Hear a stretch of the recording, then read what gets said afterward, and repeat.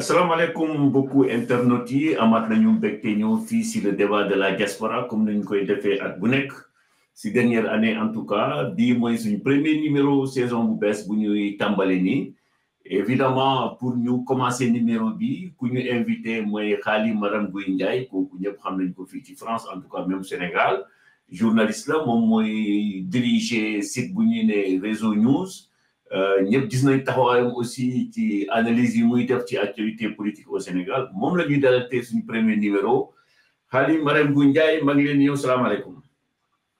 Mais Sylla maa ngi lay nuyu c'est un plaisir de retrouver votre antenne di la remercier aussi liggéey bi nga xamee ne ni yaa ngi koy def ci wàllu communication ak information ci diaspora bi nekkatoo koo xam ne kii dañ koy lam-laame wala ku ñuy présenter Sénégalais yi.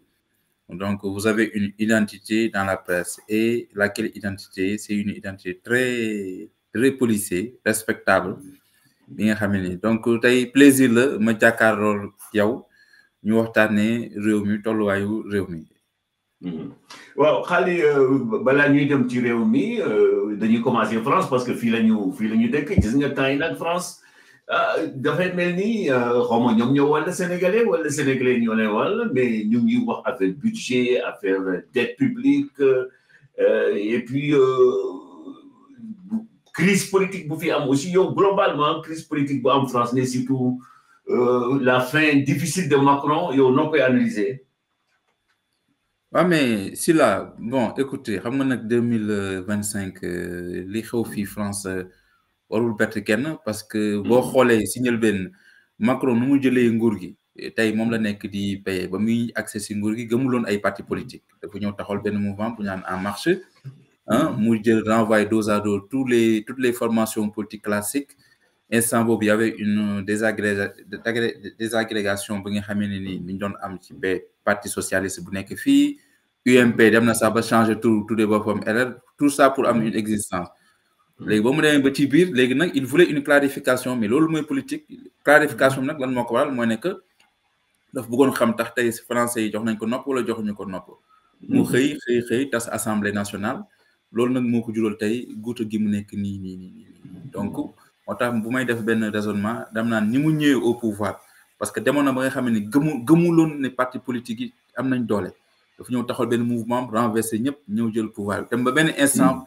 bëgg a yeesalaat dooleem foo ne loolu moo am ba pare mais avant boobu xamul ne parti changé nañ UMP entre temps changé nañ tuddee boppam ay république LR xam nga PS defaratul na les écologistes def France insoumise ñoom ñëpp ñu defaraat seen toogin xoolaat yenn réorientation am français yu leen jox nopp ba ci lu ñu naan le Front National defaraat discours am maquillé ko ñëwaat loolu nag moo jumloo Macron foogoon na ne ba léegi. y a des Français yoo xam ne yi gëmatuñu parti politique gëmatuñu bépp loo xam ne lii mouvement bi ay politiciens yi nga xam ne nii dañoo des professionnels moo tax nag ma bëggoon clarification foofu la juumee wala Français yi nag delluwaat ci parti politique yi donte tey amul benn parti politique bu am doole boo xam ne bi tey mën na ñëw jël réew mi mais boo xoolee on fait la conjugaison de ces partis politiques tey ñoom ñooy gouverner. waaw mais Khaly dafa am loo xam ne aussi il faut ñu waxtaan ci depuis Bruno Retailleau man personnellement kontaan naa trop ne mu nekkul ci gouvernement bi parce que avant tout ay immigré lañu mais moom dafa commencé woon indi ay jafe-jafe immigré yi fii gis nga tax na bésal il y a quand même un discours décomplexé contre les musulmans contre les immigrés mais finalement disons le résultat les partis extrémistes surtout de droite ñu ngi avancé bu baax.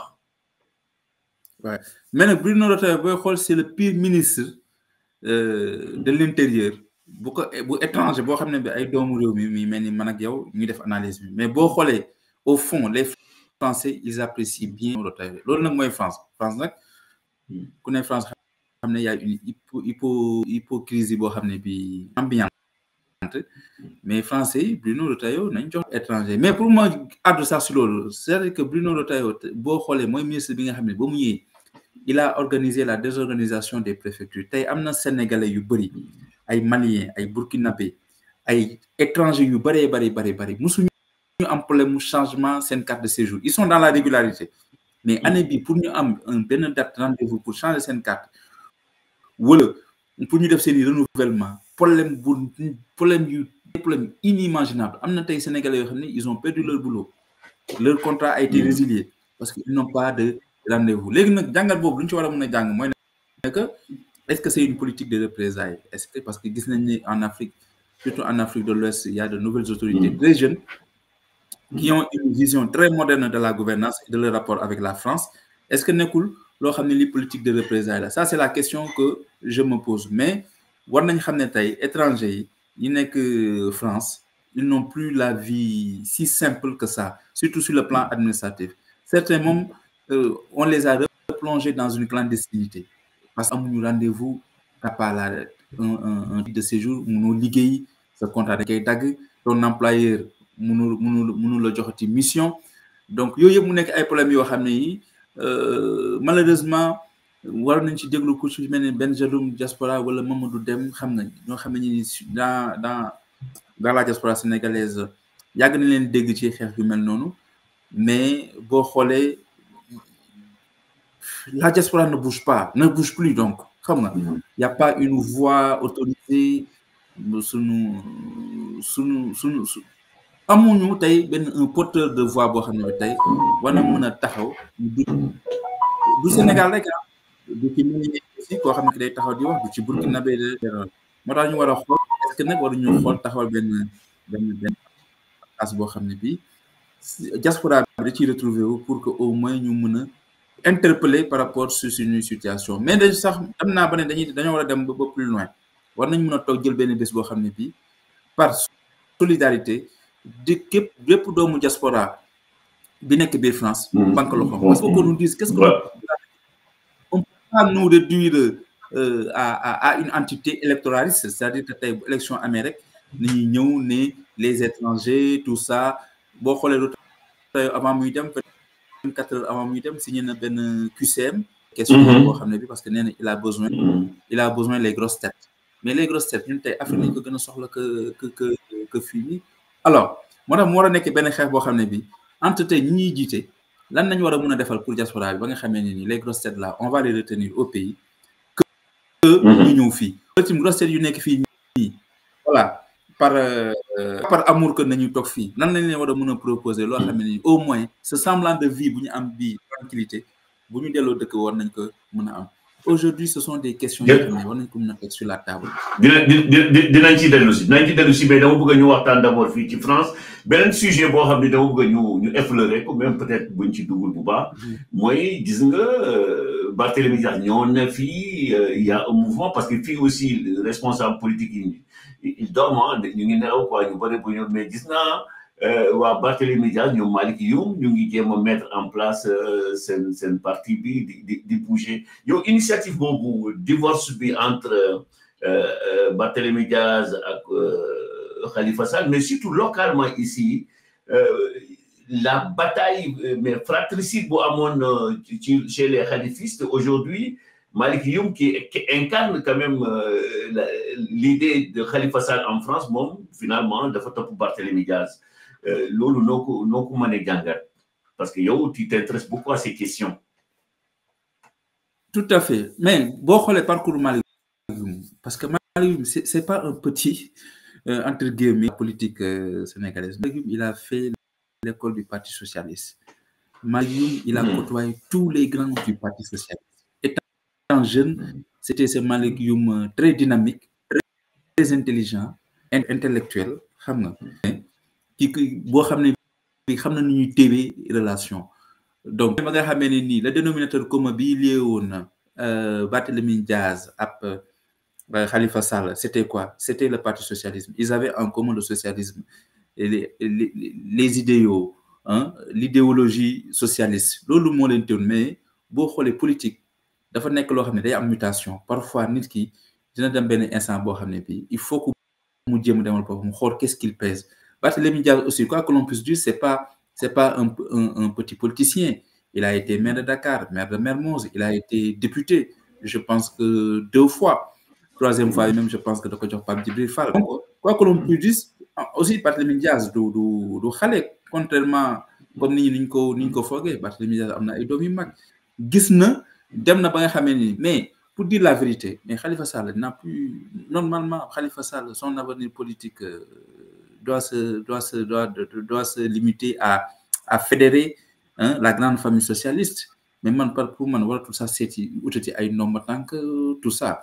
Donc Barthélémy Dias boo gisee fii ci France Malick Youm mu ànd ak moom, parce que Malick Youm il a le flair politique. tey boo àndee la Khalifa Sall la ngay gagné. Est-ce que dina présenter ci candidature pour doon président?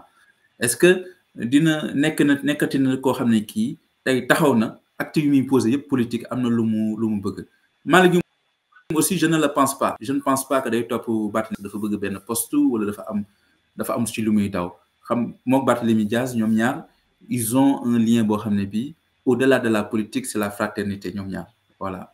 Malick Youm ko xamee ko aussi Barthélémy Dias ak Khalifa Sall, mais xam naa ne li mu ànd ak Khalifa kii Barthélémy Dias c'est comme un grand qui est là à l'accompagner sur le plan politique, mais jàpp ma ne aussi Malick Youm dafa am ci lu muy daw tout ça. Et ñoom ñaar je pense que yàgg nañ. Mais visiblement aussi ils sont tous partis rejoindre Malick Youm, parce que bu ma gisee ñoom Bamba les filles là ñoom Théo Gomis et consorts ñoom yëpp dañu ànd ak Malick Youm. Finalement qui reste chez les khalifistes maintenant en France? Non, khalifistes ils ont ba léegi am na ñoo xam ne ils sont fidèles à Khalifa Sall ku ci mel ni Yaay Ami Diop. Yaay Ami Diop, voilà, tout à fait. Waaw, Yaay Ami Diop elle est très fidèle. Elle est liée à Khalifa Sall non pas seulement par la politique, mais de leur appartenance confrérique. buy wax sax naan la Khalifa Sall naan la Khalifa Ababacar Sall. Donc ñoom ñaar pour te dire que ñoom ñaar seen lien, voilà, c'est pas seulement de la politique, voilà quoi. Donc Yaay Ami Diop koo xam ne c'est une femme de valeur. Elle est constante. Elle a des convictions, elle a des principes. Comme Malick Youm, Malick Youm man tey bett moom moo boo àndalee Khalifa Sall aussi. Malick Youm aussi am na ñoo xam ne ni tey jeunes yu bëri yu nekk parti socialiste ils s'y retrouvent en la personne de Malick Youm. Donc lu si mel ni ñoom Théba Gomis, voilà, les filles là qui sont dans le parti socialiste bi nga xam ne ni obédience ou bien version Malick Youm ñooñu àndal nañ ma. Mais pour autant tey bu ñuy jauger ñoom Malick Youm ñoo gën a mën a am une visibilité médiatique parce que ils s'organisent. Ensuite il y a une activité de leur mouvement. Malick Youm mi ngi koy saxal dundal, voilà, il fait tout pour que quand Barthélémy Dias bu ñëwee fii France mu ànd ak moom dem ci communauté bi, voilà, mi ngi koy teg ci yoon. Donc pour man ànd Malick Youm ak Barthélémy Dias, Malick grand la boo xam ne bi xam naa ne moom mooy nekk porte d'entrée Barthélémy Dias dans la diaspora, parce que Malick comme ni ma la ko waxee Malick c'est pas un petit politicien, c'est comme Yaay Ami Diop. yàgg nañ ci politique. Mais peut-être aussi que ñoom Yaay Ami Diop le seul handicap c'est que on n'a pas le sentiment que dañu nekk di réorganiser wu après le départ de ñoom, parce que ni ñu ko waxee chaque fois ñoom Malick Youm la ñu gis sur les réseaux sociaux ñu jël ay initiative. Bon, personnellement en tout cas gis naa Yaay Ami Diop moom aussi elle n'hésite jamais de réagir, mais en termes d'organisation collective visiblement gisuma ñu def dara. Mais c'est normal parce que tey Khalifa Sall lan mooy ambition kenn xamu ko. Est-ce que yow xam nga luy ambition Khalifa Sall? Kenn xamul luy ambition Khalifa Sall. Mais Barthélémy Dias taxoon na moom ambition moom gis na ne Barthélémy Dias moom wax na ay ambition. Il va être président de la République, peut-être il veut revenir à la mairie de Dakar, peut-être il a son avenir politique. Moo tax ils sont beaucoup plus actifs que Khalifa Sall. Khalifa Sall tey man mënu ma la wax lan mooy ambition, mënu ma la wax tey lan lay xeex, mënu ma la wax leen daal xam naa ko mi ngi ci kujje gi, mais nan la nekkee ci kujje gi, parce que dafa am kujje ku sedd ak kujje goo xam ne dafa tàng jër.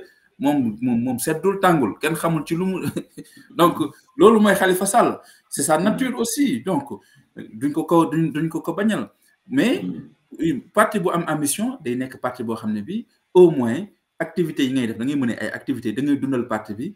dañ lay dégg ci yenn yi, mais tey kujje gi déggoo ci kenn muy koo xam ne kii day addu benn Ibrahima Thiam daal laa gis boo xamee ne nii moom voilà mi ngi produit il fait une production intellectuelle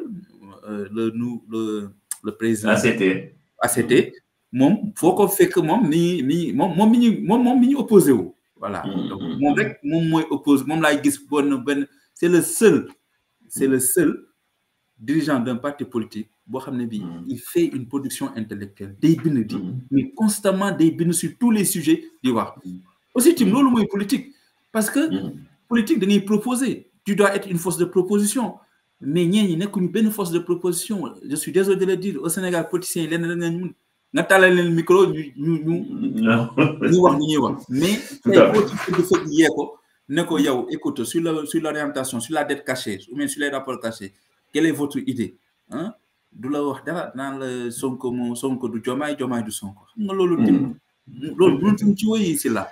D'accord mais xaalis balaa ñuy ñëw si actualité nationale on va toujours rester ici ñuy wax aussi Pastef parce que ñoom aussi on a le sentiment que ñu ngi nelaw parce que est-ce que yow lu daloon APR du dalaat Pastef parce que APR aussi bi ñu jëlee seen responsable yu bëri ñu nommé leen à Dakar à des postes de responsabilité bon le parti avait finalement eu des difficultés est-ce que aussi le même mal nekkul di topp Pastef parce que bi ñu jëlee seen responsable yu mag yëpp ñu jox leen ay postes de responsabilité à part Sokhna Ngoné Fall damay gis quelquefois muy bind di réagir mais bariwul quand même on a le sentiment que leur parti ne vit pas sauf peut-être ça je sais pas ma cool parce que waa Pastef aussi ñoom du ñu associer les gens ci seen activité mais est-ce que yow yëg nga Pastef di def ay activité yu tabe parti bi mën a continuer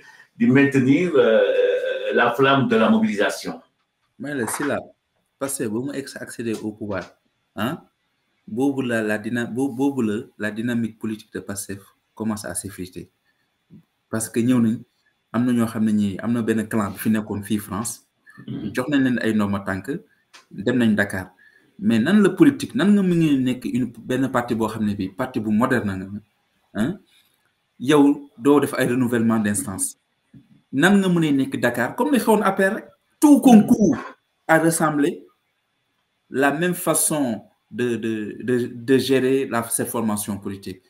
Aliou Sall nommément moom moo nekkoon fii yor parti bi il est ministre de la communication des télécommunications et cetera ni Dakar basé wu mais tey parti war nañ ko mën a soppi tey boo xoolee diaspora parti bi am na jigéen yoo xam ne tey elles sont tellement dynamiques mais Ngoné Fall bi ngay wax noonu mais Dieynaba Sarr mais ñoom Mariama Dieng c'est-à-dire que man boo xoolee France Pastef jigéen ñi ñoo gën a compétente que góor ñi mais sauf que dañoo nekk ci société boo xam ne bi c'est une société bi nga xamee ne nii comme ni nga ko xamee góor ñi du ñu may place sax jigéen ñi alors li daloon APR man damay wax ni lu raw li daloon APR mooy dal Pastef parce que APR dañoo soxoroon nañ sectaire c'est-à-dire que ñoom seen biir rek poste yi dañ benn groupe moo fay toog di ko séddoo ku wax ñu diaboliser la mais tey loolu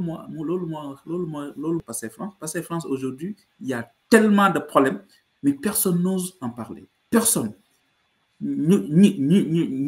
lan moo tax ñemoon ci wax loolu c'est ça la question parce que aujourd'hui certains se sont battus pour des postes et aujourd'hui ils n'ont pas ces postes moo tax mënuñu critiquer mënuñu yuuxu ñu ngi toog rek di xaar ne xëy na ëllëg suba dañ leen caser moo tax duñu mën a wax mais le malaise est profond au sein de cette formation politique ñu wax ko ñu bañ ko wax mais est-ce que vous imaginez une dame comme Maïmouna Dieng mais cette dame-là qu'est-ce qu'elle n'a pas fait pour ce parti-là mais est-ce que xam nga dem nañ ba compléter ñu ne Mariama Dieng dafa am problème de dépression moo tax mënuñu ko fal ci fen yi neen dara du ci dëgg dara waaw boo xoolee tey ñi ñuy fal yëpp c'est un clan boo xam ne bi benn clan boo xam ne bi clan bi nekk Dakar benn c'est un groupe d'amis ñoom lañ jël yóbbu Dakar ay ñoom Fifi Diakhaté ñoo nekk palais xam nga ay ñoom Aliou Sall ay ñoom Diouf communication ay ñoom Roger c'est un clan je suis désolé de le dire il faut que nous aussi. Non, mais c'est-à-dire que c'est le clan de Aliou Sall, quoi, en gros, si je comprends bien. Oui, mais tout à fait, voilà. Lolo bañuñu ko, lolo bañuñu ko, mais bu la nexé nga jël ñi nga xam ne nga leen wóolu fexe ñu nommer leen, ça c'est pas un problème. Mais mënoo toog Dakar ne da ngay gérer Pastef France. Mais il faut que parti bi mënuñu doon woo affaire démocratie. Mais ce qu'on a souvent déploré ici, les gens, ils utilisent la diaspora, en poste, maintenant ils retournent au Sénégal, si c'est une base politique. La dernière fois, j'ai vu Aliou Sall à Yeumbeul, mobilisé, etc.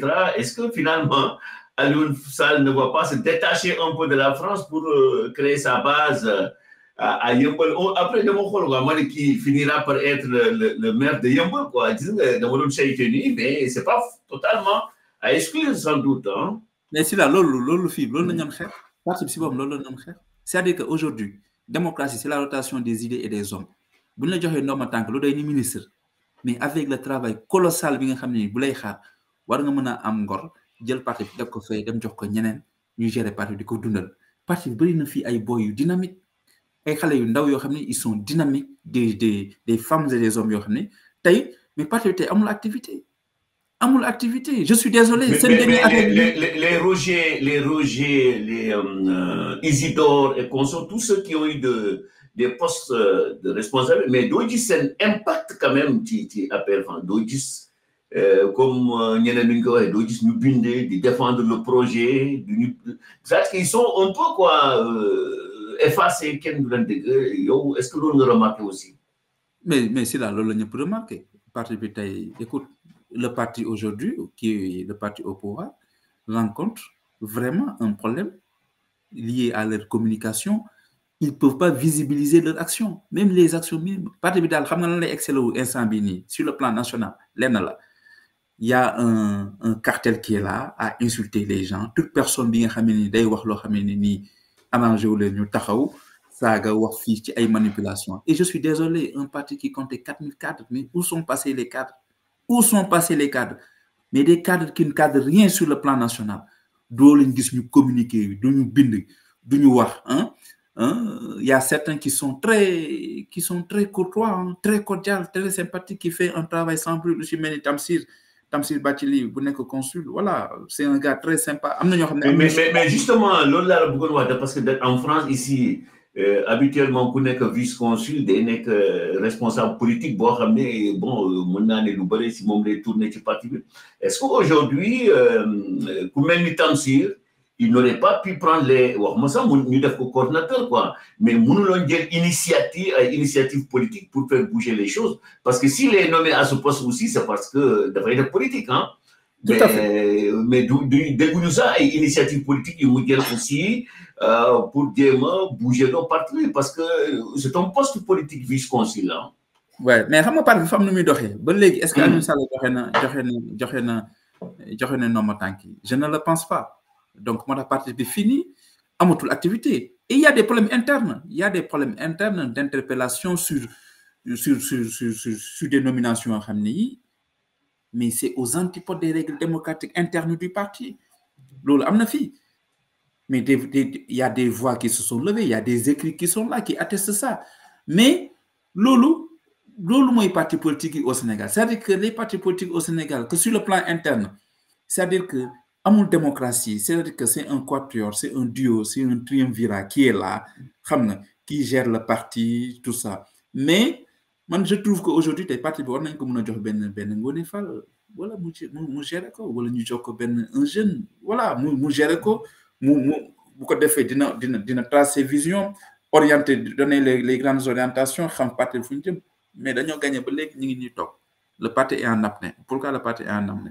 Je ne pensais pas que Pastef liñ doon wax diko ŋañi ci APR dinañ jël le double diko doxalé sen fonctionnement parti politique.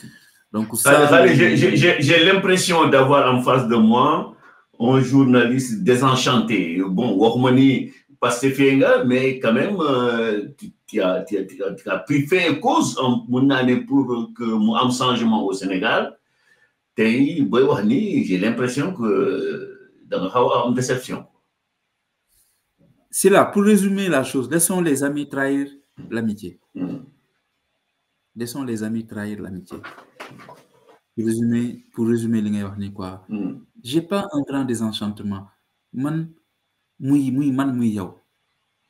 les médias ici, mais on a contribué. Les moments les plus sombres de notre histoire politique, on a pris des positions qui n'étaient pas du tout évidentes. Yo, si là, tu as vécu, tu sais ce qu'on a vécu ici. Non, non,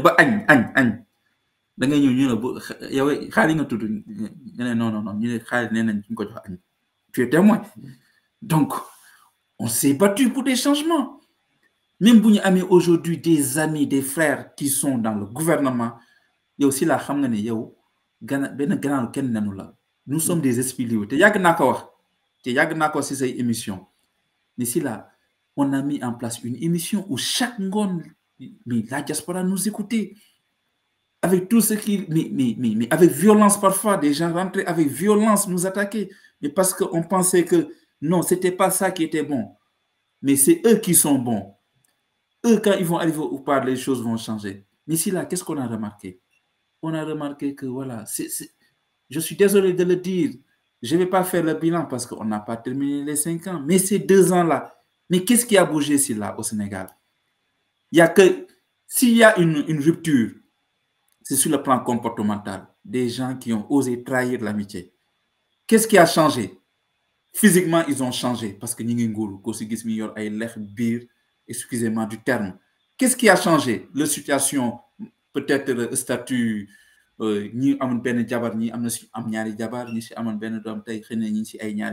c'est pas péjoratif, je ne les insulte pas. Qu'est-ce qui a changé ici là aujourd'hui? Hein?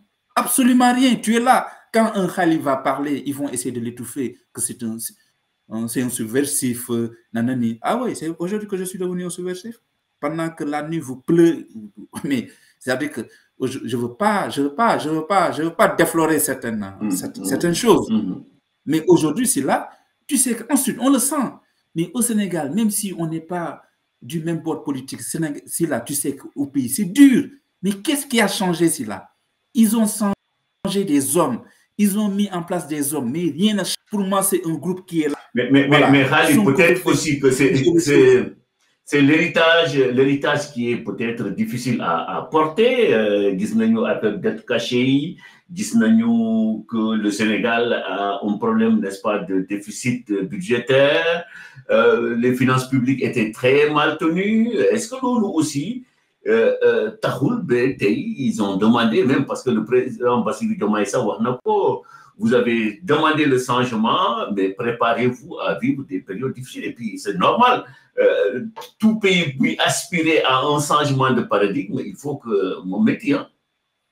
Mais c'est là, je suis tout à fait d'accord. Mais tu sais, tout est dans la communication. Mais quand tu vois aujourd'hui, il y a une doxaline. C'est-à-dire que les Sénégalais n'ont plus ce temps à supporter que le changement arrive. C'est-à-dire qu'il y a une sorte d'insolence, tu vois. Il y a une sorte, c'est-à-dire que vous vous êtes battu avec des amis, vous vous êtes battu avec des personnes à qui vous avez confiance, ces personnes-là peuvent incarner la signature de la République. Mais vous vous êtes rendu compte que c'était des gens, ils cherchaient. Et quand on cherche, comme le dit un proverbe de chez nous, mais aujourd'hui, la plupart, c'est là. Mais vous-même, vous le savez, aujourd'hui, même pour même pour nous joindre, juste pour, mais il y a un khalis, parce que nous la yaw demi, ëpp ñu le diplôme, gënuñu le judo.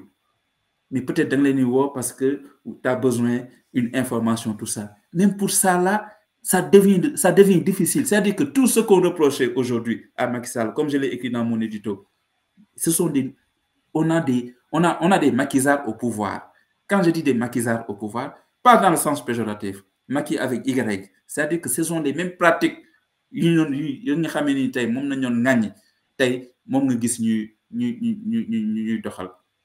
Certains ont créé leur injoignabilité. Moi, vous me voyez ici là. Est-ce que vous me voyez ma tête, moi, appeler un gars pour lui demander? Moi, je ne me suis pas. On ne s'est pas battu aussi là pour des sinécures. Nous faisons partie de ceux qui se sont battus pour l'honneur, pour des principes, pour des convictions. Vous me voyez ou est-ce que c'est là à une tête qu'on appelle quelqu'un, donne-nous 10 000 francs ou on veut ça et ça et ça? C'est pourquoi je dis, laissons les amis trahir l'amitié. Mais, je le mets en garde. Loolu nga xamee ni nii Abdoulaye Wade dañoo taxaw di ko wax Macky Sall taxaw di ko wax ba nga xam ne ça nous a prévalu de mettre nos pieds à Dakar. Ces gens-là, ce sont de la même génération connue. Je serai beaucoup plus dur et sévère et critique envers ces gens. Quoi qu'il advienne, non? Parce que dans la vie, c'est des choix. Nous allons continuer à faire ce choix. Nous avons le choix de dire, écoutez, c'est pourquoi man gannaaw kenn nenu moi.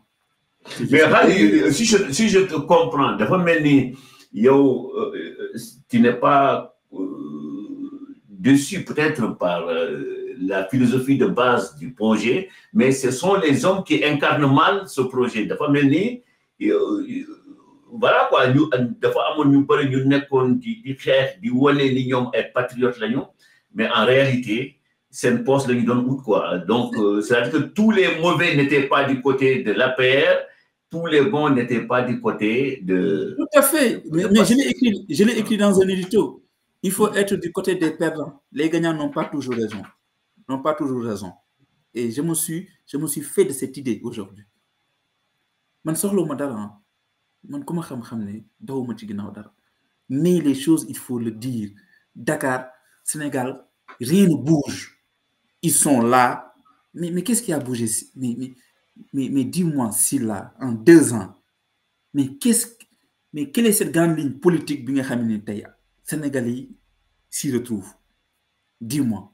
Mais allez, peut-être, moi, je serais un peu plus indulgent sur côté Bob, de manière, bon,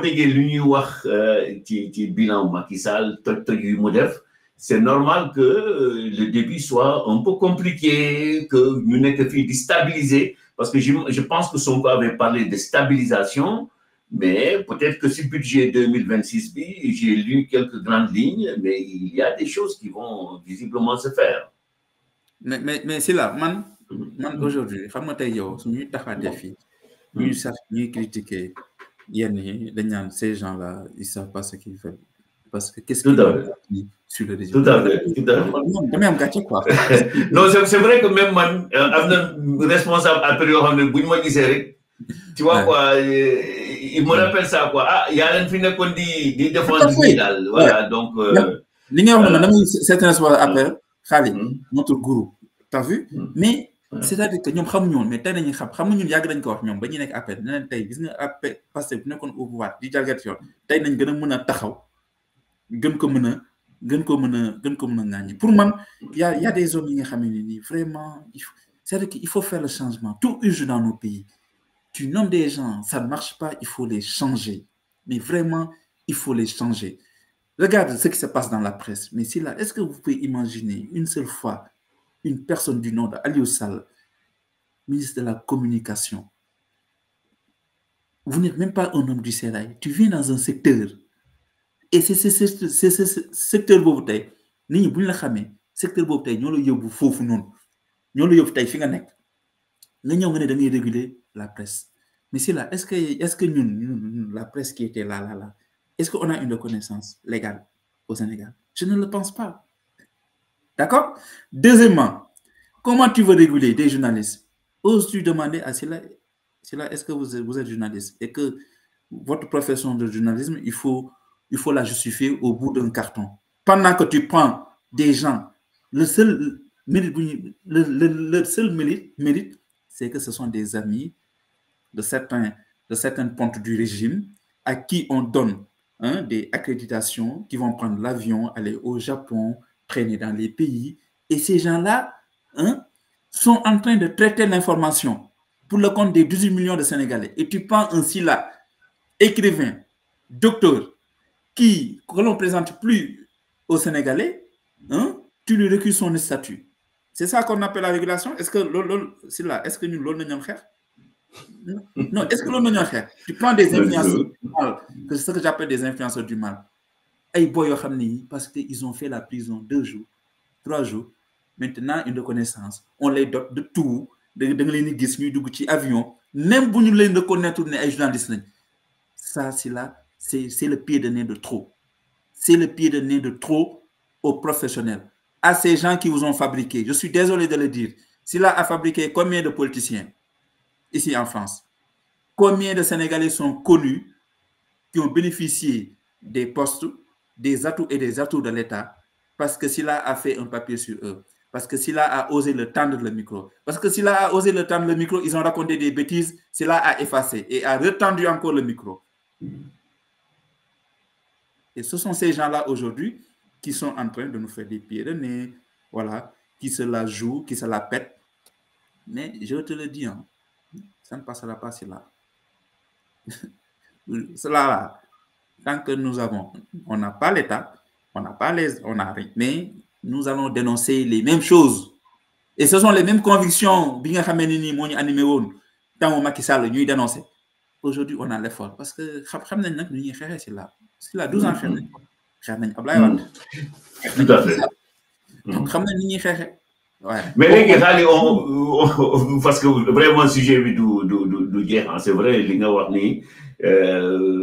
d'appeler les marais ça quoi, parce que ce sont des choses yoo xam ni boo gisee nit mus leen tàllal micro ñun la quoi, ils n'ont jamais parlé à la presse ou à l'Afrique comme ça. am na ñoo xam ne bi ñu leen nommé woon sax heureusement que ñun mus nañu bind si ñoom la leen sénégalais xam. Mais tout ça ñun man personnellement dès le départ dama ne woon je faisais du journalisme militant.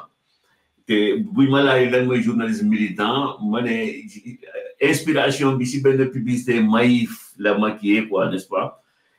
Voilà, donc on est là pour fexe képp koo xam ne ñun yaakaar nañu ne am na compétence ñu mën fexe ba nit ñi xam ko quoi. Donc c'est ça, mais defuñu ko pour am dara bu doon loolu la heure bi moom fekk lekk nañu ay millions yu bare mais ñu ngi toog suñu place ba tey di xaar yàlla comme ni ñu koy waxee. mais léegi problème dette cachée bi bon c'est vrai que c'est un boulet quand même pour Macky Sall, ça aussi il faut le reconnaître. Macky Sall bëgg na nekk secrétaire général des Nations Unies mais ñëpp xam nañu ni tant que ce boulet là mu ngi koy traîner ça va être difficile quand même que ñu def ko confiance. Comment il peut faire parce que moom nee na du dëgg yónnee na ko mettre na avocat wala affaire comme ça, mais est-ce qu'il n'est pas un peu en position de faiblesse quand même? Alors, mais c'est là, l'histoire de cette dette cachée là, l'histoire de cette forfaiture financière là, il faut que l'on s'entende sur des mots. C'est-à-dire que, aussi, au terme de leur mandat, c'est là, mais on ne va pas leur demander d'être caché. Aujourd'hui, la vocation urgente, instantanée de l'État, c'est quoi? C'est générer des activités génératrices de revenus pour les Sénégalais. C'est ça qu'on va leur demander dans les urnes. Indirectement, on va leur demander la gestion de Macky Sall. Mais, c'est là, ce sera très compliqué. Excusez-moi. Ouais, ce sera très compliqué, c'est là, aujourd'hui. Mais à l'époque, Cheikh Diba, qu'est-ce qu'il occupait quel poste? Aujourd'hui, c'est lui le ministre des Finances. C'est-à-dire qu'aujourd'hui, histoire d'être caché, c'est-à-dire qu'on doit revoir notre administration, la fonction publique, l'administration sénégalaise. L'administration sénégalaise a failli. Comment des fonctionnaires qui ne sont pas du tout politiques, qui sont des technocrates, qui doivent servir la République, qui doivent servir l'État, la Cour des comptes, l'Assemblée nationale, mais tous les corps de contrôle, à un moment donné, c'est-à-dire que dans ces institutions-là, toutes les personnes ont fermé les yeux pour le plaisir d'une personne à qui son mandat, mais tôt ou tard prendra fin. Parce que même Macky Sall bu nekkoon buur sax xam nañu tôt ou tard prendra fin. Est-ce que moom moo leen poussé pour ñu def loolu? Mais il faut qu'on regarde, mais il faut qu'on apporte des corrections pour que cela n'arrive plus. À quoi sert la Cour des comptes? Est-ce qu'on ne doit pas aller vers ce qu'on appelle une cour budgétaire, dotée que beaucoup plus de pouvoir, qui contrôle par exemple l'exécution des budgets au sein des ministères? Ça, c'est une réflexion qu'il faut mettre sur la table. Voilà. À quoi sert l'Assemblée nationale? Est-ce qu'aujourd'hui, à l'Assemblée nationale, on doit envoyer des députés, entre parenthèses, comme le dit mon ami Ben, des godillots, c'est-à-dire qui sont là à applaudir à tout va? Non. Mais qui sont dans les commissions des finances? Mais si vous avez un Khalil Ndiaye qui est jangul xamul lenn lu ci enjeu da koy jox ay kayit muy signé damay signé rek comme ni ñu ko doon waxee man député Macky Sall la lu mu wax loolu laa wax Mais il faut qu'on apporte. Aujourd'hui, c'est une tâche noire dans l'administration sénégalaise. C'est comme si l'administration sénégalaise, pourtant réputée avec ses ressources humaines, prisée partout dans le monde, nous sommes incapables, par exemple, ce qu'on appelle les b.a.-ba d'une république, c'est-à-dire que ce qu'on appelle les check and balances que les Américains, procédure de contrôle et de s'autocontrôle. C'est-à-dire que l'on ça comment se fait-il qu'un président a pu, voilà, ligoter tout le monde, toute l'administration et faire ce qu'il a envie de faire. Maintenant, Macky Sall, il est dans son droit, il est dans son rôle. Ensuite, je suis désolé que des gens disent que pourquoi des avocats défendent Macky Sall. Mais Macky Sall, tant qu'il lui restera une seconde à vivre, hein, il va tout faire pour montrer qu'il est blanc comme neige. Ici, là, même la justice, même celui qui a été condamné pour flagrant de délit, qui a tué un meurtre, devant le juge, il dira que ce n'est pas moi. Mais non, c'est dynamique, mais aujourd'hui, il faut qu'aujourd'hui, le parti au pouvoir, moi j'aurais bien aimé, c'est pourquoi je suis désolé, s'il a un pool d'avocats qui est là à essayer de renverser la charge médiatique, vous me prenez un Walid Bodian, hein? Un DG qui tellement qu'au port, il y a tellement de problèmes, tu dois réorienter la politique là-bas, développer les affaires, tu prends le temps. Un Dambot, qui est un conteur humoristique, parce que Dambot a été connu par bataille de Kaffrine. Voilà, à la limite, il est comique. Tu prends un charlatan comme ça là, vous venez vous apporter la réplique à un pool d'avocats. Est-ce qu'ils sont sérieux? Est-ce que c'est... mais pour nous, peut-être ni politique la nuit de frais, quoi. C'est pas parce que le dossier n'est pas encore ouvert.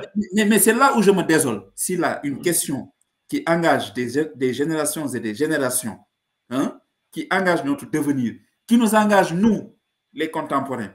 Parce que, qui va payer cette dette? Nous, on commence à dire... Mais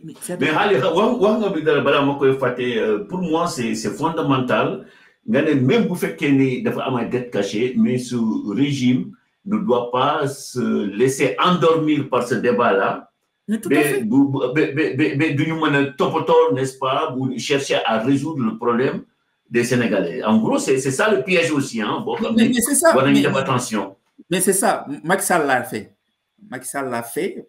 Abdoulaye Wade l'a fait. Mais Abdoulaye Wade, il est très intelligent. Abdoulaye Wade, il est venu.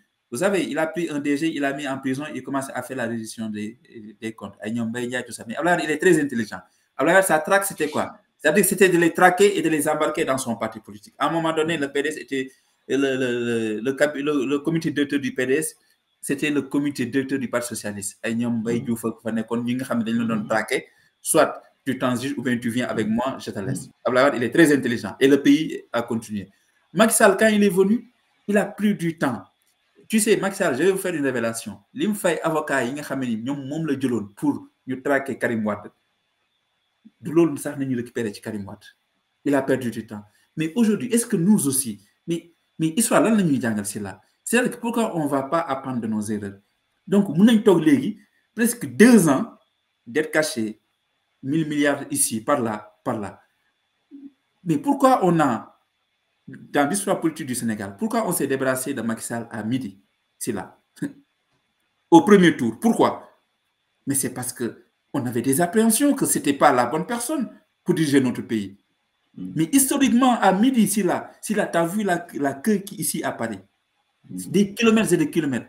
Les gens avaient envie d'exprimer quelque chose. Mais pourquoi on a fait ça? Pourquoi Macky Sall, au premier tour, on lui a dit, écoutez, monsieur, c'est bon, à midi, les 18 millions de Sénégalais savaient que, voilà, toi, c'est bon, on ne veut plus de toi. Parce que nous avons de fortes appréhensions que tu n'étais pas la bonne personne pour notre pays. Mais vous êtes la solution. Mais apportez des solutions pour notre pays. Laissez la justice dans un pays normal. Est-ce qu'aujourd'hui, en France, c'est parce que Sarkozy, on l'a mis en prison de la santé que la vie politique s'arrête? Non. Un pays où la justice fonctionne, on laisse la justice faire son travail et on continue. Mais vous ne pouvez pas prendre... Mais vous avez vu, dès 2 heures et 3 heures que des DG ont été réunis pour nous parler de la dette cachée. Finalement, qu'est-ce qu'on a appris? Rien du tout. Qu'un Barangay qui est en train de lire, tout le monde rigole. On ne sait même pas que c'était une conférence de presse pour répondre aux avocats. Mais C'est-à-dire que ça, là, ce n'était pas ça qui était inscrit dans le projet. Nous ne nous sommes pas battus pour ça, là. Nous nous sommes battus pour dire que plus jamais ça. Au Sénégal, on ne veut pas que les gens, on abrège de liberté pour des broutouilles. Moi, je suis contre les emprisonnements. Mais si là, nous sommes dans des pays civilisés et développés. France ou ailleurs dans le monde, avant qu'on mette quelqu'un en prison, mais il fait que moi, le dernier recours. Mais au Sénégal, aujourd'hui, on a la facilité encore avec ce régime à mettre tout le monde en prison. Pendant que nos prisons, c'est devenu des mouroirs. Pendant qu'on a développé une politique du port du bracelet électronique. Qu'est-ce qu'on a fait? Mais c'est normal aussi, Khali, ceux qui ont distrait les moyens de l'État aussi, nous, t'es en prison, nous, mais tout à fait. Non, mais c'est là, je suis tout à fait d'accord. Mais je ne suis pas d'accord le fait que d'appréhender des gens, tu les mets en prison, ensuite tu as cherché les preuves. On s'est battu pour Karim Wade. On s'est battu pour plein de gens. Nous voulons une justice, une justice républicaine. C'est-à-dire que la justice ne doit pas puer auprès des Sénégalais comme sorte de règlement de compte ou autre chose. Nous sommes battus pour ça. On ne peut pas, sur la base d'une déclaration, mais Pastef, prison. Mais Pastef, qu'est-ce qu'ils n'ont pas dit avant d'arriver au pouvoir? Si là, dis-moi, qu'est-ce qu'ils n'ont pas dit, ces gens-là? Nous, qu'est-ce qu'on n'a pas dit? Mais si là, on s'est battu pour ça.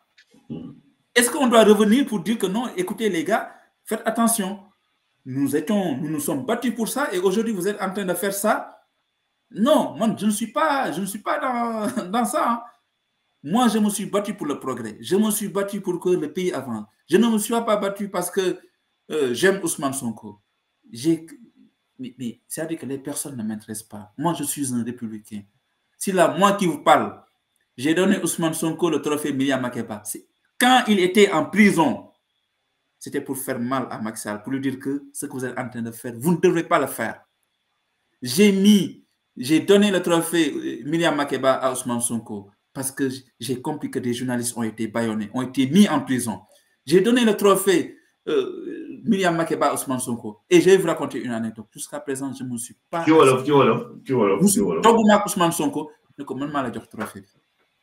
Tooguma Ousmane Sonko ne ko parce que dama la jox trophée bi Ousmane dama bëgg kat nga fal ma wala nii wala naa wala lële non déedéet parce que dama bëggoon dama gëmoon ni lii nii kii li ñuy xeex ni c'est-à-dire que c'est pour le progrès, c'est que tous les Sénégalais s'y retrouvent. Mais non, je suis désolé.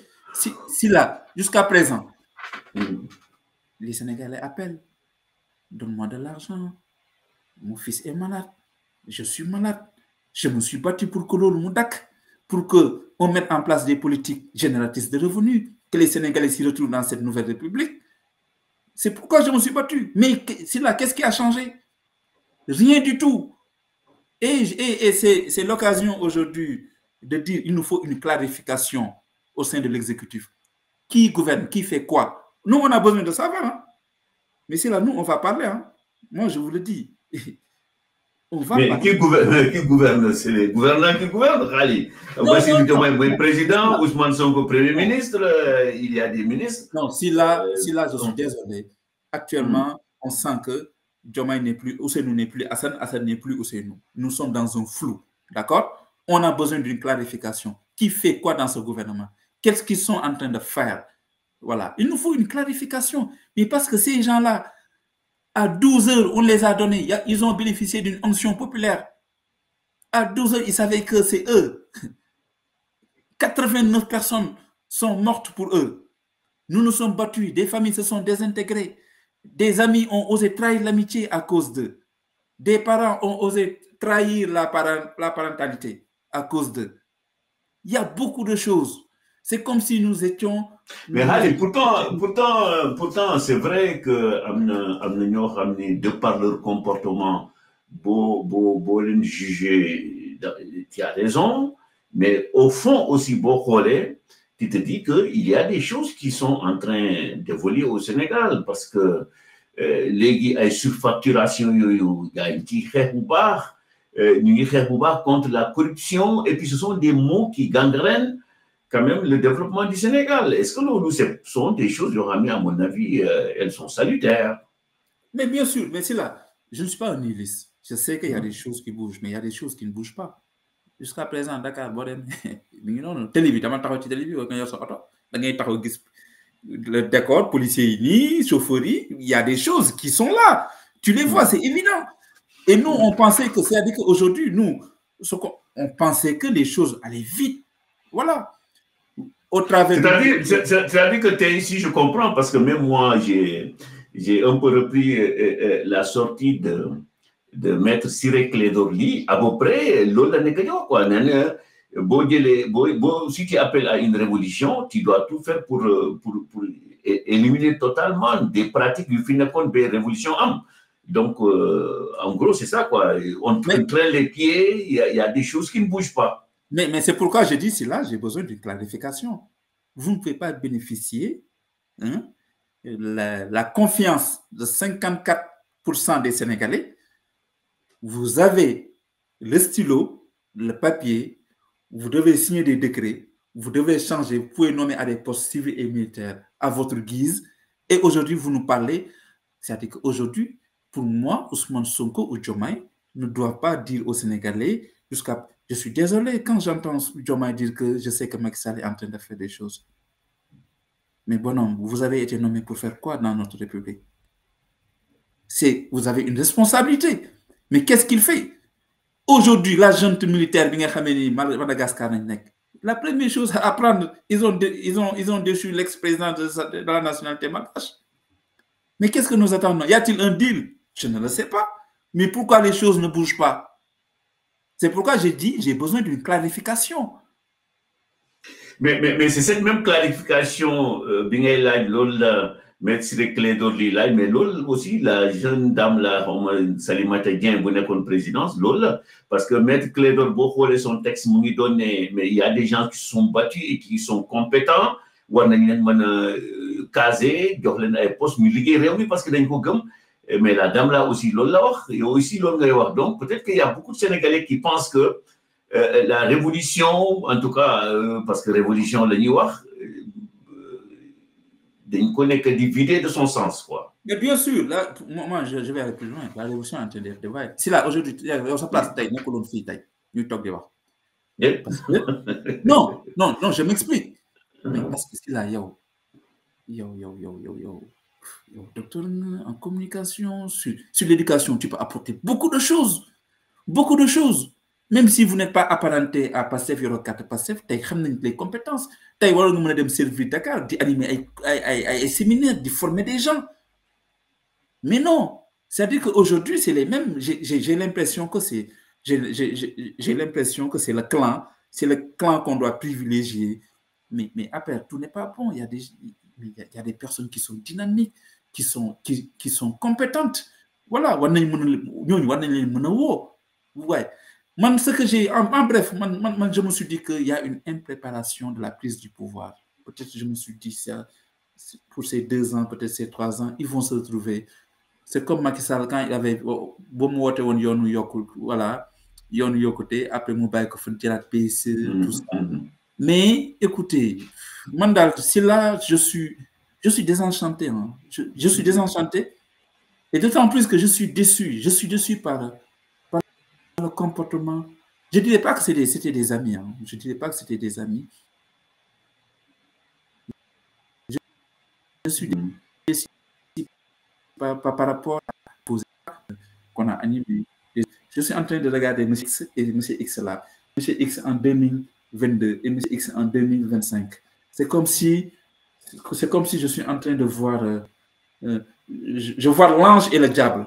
Vous comprenez ce que je veux dire?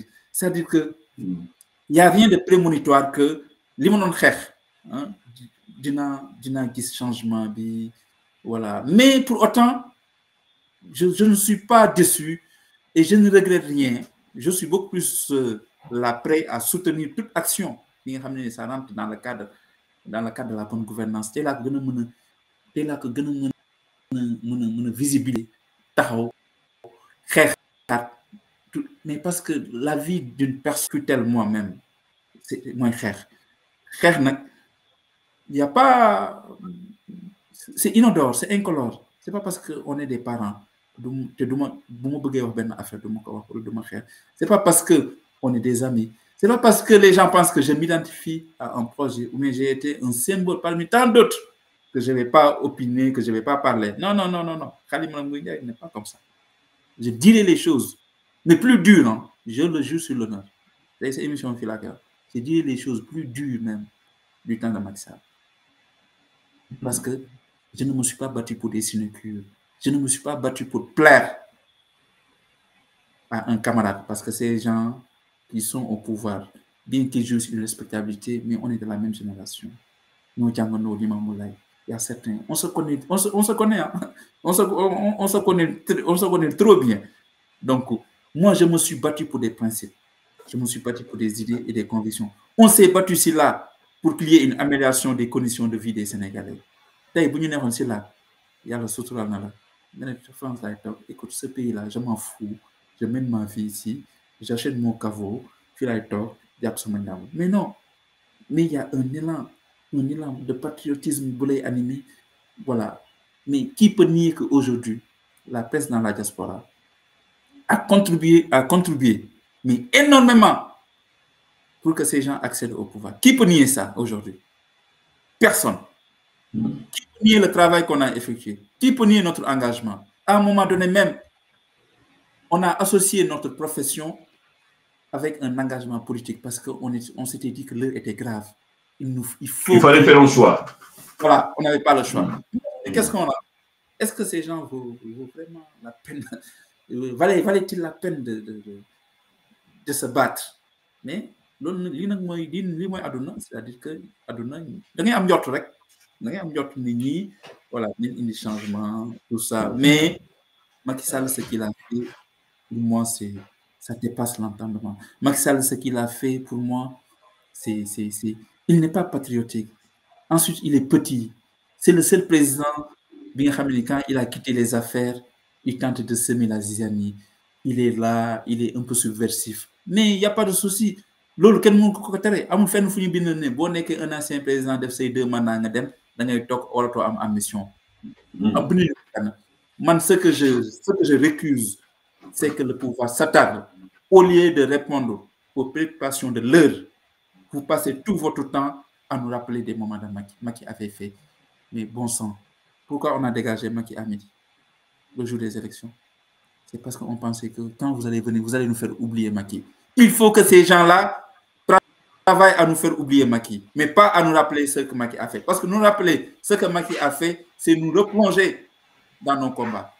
C'est nous replonger les moments les plus sombres de notre histoire. Et ils sont en train de le faire. Ils sont en train de donner un nouveau souffle à Macky Sall. Et il ne faut pas le faire. Soit il y a la justice qui est là. Donc il y a une erreur stratégique quand même sur cette communication. Parce que nous avons peut-être que buñ fi wax toj yu Macky Sall def de tax nit ñi di gën mere Macky Sall, mais ce que les Sénégalais attendent davantage mooy ñu régler seen dépense quoi, ñu yombalal seen dépense, ñu yombalal courant bi Sénégalais loolu la ñuy xaar plutôt. Tout à fait, tout à fait. Et c'est l'occasion aujourd'hui de rendre un hommage là à Saïbani Sougou. Saïbani Sougou, j'ai jamais cru que il va tomber dans l'oubli. Il va tomber dans l'oubli parce que Saïbani Sougou, il a été le seul pendant que tous les juristes ont courbé les chines face à l'injustice, à prendre sa plume, sa parole, à écrire. Pour moi, aujourd'hui, ces gens, lorsqu'ils arrivent au pouvoir, la première chose, c'est on gagne ensemble, on gouverne ensemble. Man, Saïbani Sougou, pour mon compétence meilleure, ils ont besoin d'un Saïbani Sougou. Mais ça me désole. Ça me fait très mal que ces gens-là ne savent pas garder une relation. C'est-à-dire qu'ils ne savent pas tenir une relation. C'est-à-dire que c'est des gens qui ne sont pas du tout... je ne dirais pas relationnels, mais c'est des gens qui oublient un passé si récent que des hommes et des femmes se sont sacrifiés pour qu'ils arrivent à ces postes ou bien à ces stations-là qu'ils occupent maintenant. Ils les oublient, ces gens-là. Mais ces gens-là, qu'est-ce qu'ils n'ont pas fait aujourd'hui pour que ces gens puissent arriver à gérer des directions? hein, à gérer des postes ministériels. Et ces gens-là qui ont contribué, mais financièrement, énergiquement, mais idéalement, intellectuellement, ces gens-là aujourd'hui ne valent rien. Ils tombent dans l'oubli. On ne les valorise pas. Et vous voulez que maintenant, nous allons taire? Mais Khalid, c'est Bani Sougou que je connais très bien, n'est vraiment pas demandeur d'un poste. Non, si, je sais. Je suis sûr et certain, peut-être que même situation de vie, est-ce que le Sénégal m'a proposer le plus? Mais film d'accord, et là où je vais appuyer, c'est-à-dire que la reconnaissance, elle est extraordinaire. C'est-à-dire que vous me devrez le bas, au moins que tu aies la reconnaissance, quoi. Mais c'est bani, comme nous avons jurisprudence, mais c'est bani était l'un des rares, bon, consulté tout le temps, mais que tu c'est bani que vie, d'une cause. Moi, d'accord, ça nous proposer comme non, quoi.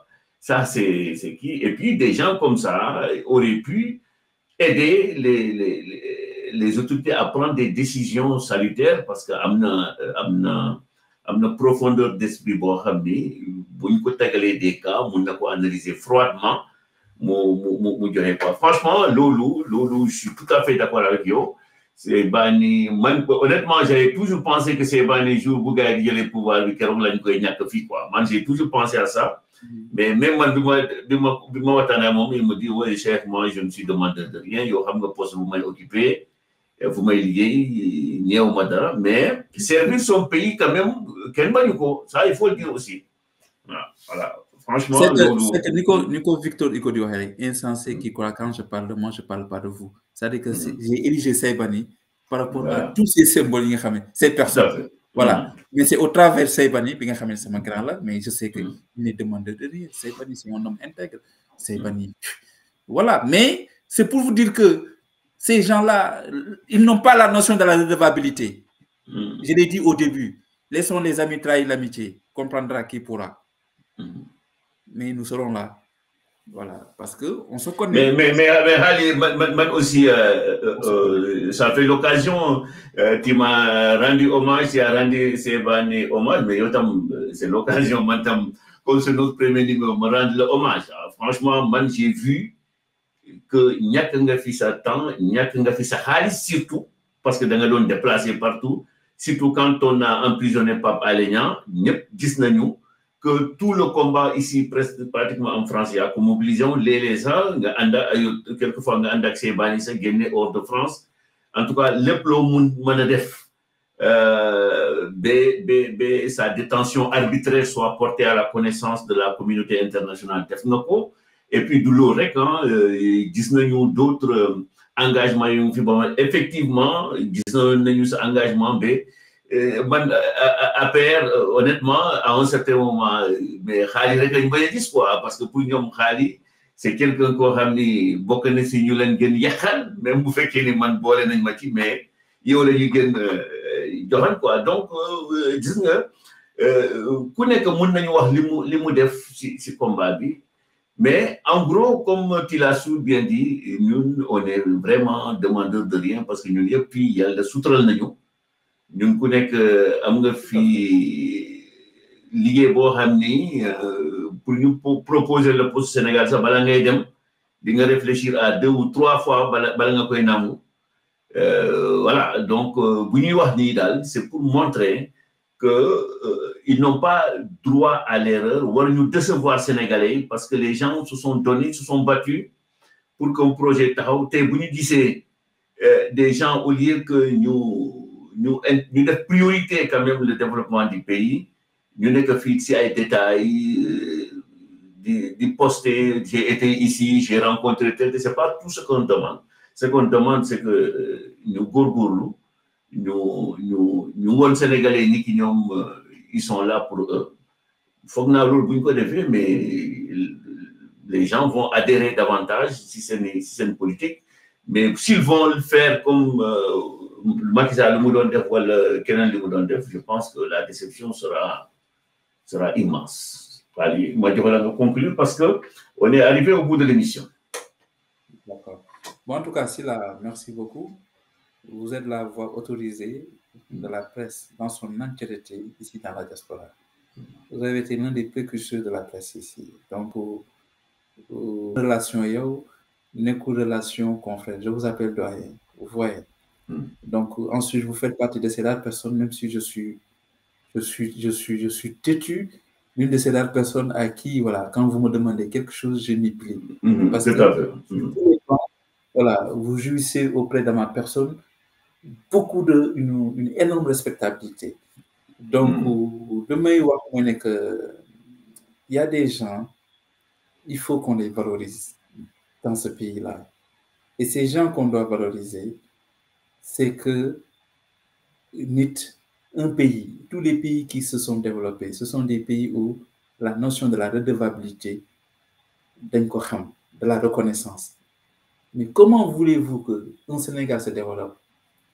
Nous passons tout notre temps à se trahir. La trahison, des imbécilités, la redevabilité, zéro. Le respect, même le respect élémentaire, zéro. Voilà. Parfois, tu vis avec une personne tous les jours. Comme tous les jours, et un bon jour, extraordinairement, la magie de Dieu. Voilà, tu occupes un poste ou une affaire. Tu te rends compte que voilà, tu avais un lapin à côté. Ce n'était pas une personne, c'était une autre personne. Voilà. Je parle pas, je n'ai pas une fixation sur personne. Moi, je rends grâce à Dieu, comme vous l'avez dit, c'est là. On se connaît, je m'ouvre parfois à toi. Dieu sait que j'ai eu beaucoup de propositions. Mais mon verre est petit, mais je vais toujours boire dans mon petit verre. Je me suis battu, on s'est battu, c'est là, on s'est battu. On s'est battu pour la presse.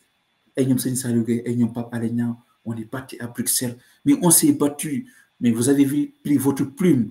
À un moment donné, nous étions la tête pensante de la presse au Sénégal. Parce qu'on est là, on reprend nos articles. On est là, on anime des lignes éditoriales à partir du Sénégal. Donc, qu'est-ce qu'on n'a pas fait? On n'a pas fait cette émission pour vous dire c'est un appel du pied, loin de là. S'il a rend grâce à Dieu, moi je rends grâce à Dieu. Avant Pastef, mais c'était plus dur, c'est là. On était ostracisés, diabolisés.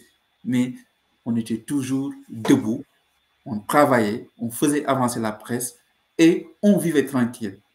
Pendant Pastef, on est là. Depuis, qu'est-ce qui a changé? Silla est toujours là avec ses belles tuniques, ses tenues, tout ça, qui anime ses émissions. Il ne se trouve pas dans un bureau doré. Moi, je suis chez moi, vous voyez. Mais c'est-à-dire qu'aujourd'hui, on parle parce que c'est la tragédie d'un homme du sérail. La tragédie d'un homme du sérail, c'est qu'il faut qu'on parle. Quand on refuse, nous, on dit non. Nous ne sommes pas ces gens. Quand on refuse, on rase les murs ou bien on se soumet. Nous ne connaissons pas l'insoumission.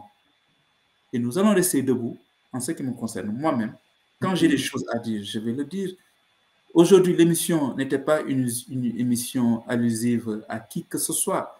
Les gens me connaissent. Mes rapports entre les personnes, c'est des rapports sincères, cordiaux. Quand j'ai quelque chose à dire, dans mon entourage, dans mon environnement, je sais comment le dire, à qui le dire. Moi, je ne suis pas quelqu'un qui rapporte des propos pour dire que Khali a dit ça et ça et ça. J'assume ce que je dis. Mais, dans le cadre d'une relation, il faut de la cordialité. Il faut la civilité élémentaire. Il faut le sens relationnel, humain. Nous nous sommes engagés à ça hier. Aujourd'hui, nous allons nous engager à ça. Et demain, quoi qu'il advienne, nous allons être comme ça. Mais nous ne saurons pas être, voilà, ce porteur de masque. Quand il cherche, c'est un ange. Quand il trouve, il devient diabolique. Merci. Khali, franchement, voilà,